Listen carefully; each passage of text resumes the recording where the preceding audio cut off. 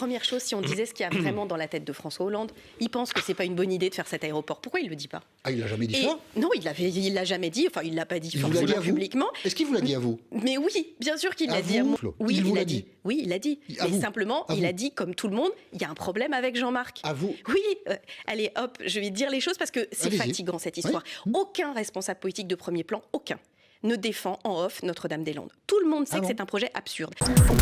Le président de la République tienne ses engagements, tout simplement. Il a fait une campagne électorale, il a dit fermement dans sa campagne qu'il réglerait le problème de Notre-Dame-des-Landes, qu'il évacuerait la ZAD. Il y a eu X décisions de justice, il y a eu un référendum.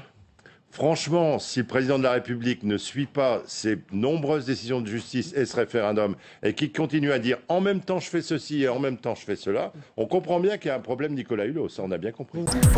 Je regrette une chose, c'est que sur cette question, comment dirais-je, la démocratie en tant que telle, parce qu'il y a eu un référendum, aura échoué. On a un problème de traitement de ce sujet depuis, on le sait, 25-30 ans, qui n'a pas trouvé de solution démocratique. Parce que c'est ça la question, démocratiquement.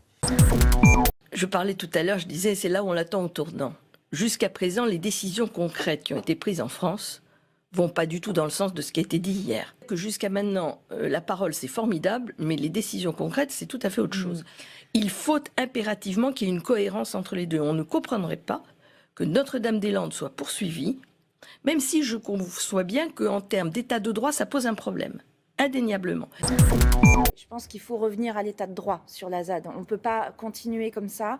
Il y a une situation qui s'est enquistée. En plus, la ZAD, aujourd'hui, elle est composée de personnes complètement différentes. Il faut remettre un petit peu d'ordre, retrouver de la sérénité. Il faut évacuer la ZAD, vous diriez comme ça. Moi, je crois qu'il faut qu'on arrive à ce que la ZAD finisse par retrouver une vie normale, entre guillemets. L'évacuer, attention. Moi, je ne veux pas de violence. Personne ne veut de violence. Il faut essayer de trouver la solution pour que tout le monde s'en sorte correctement.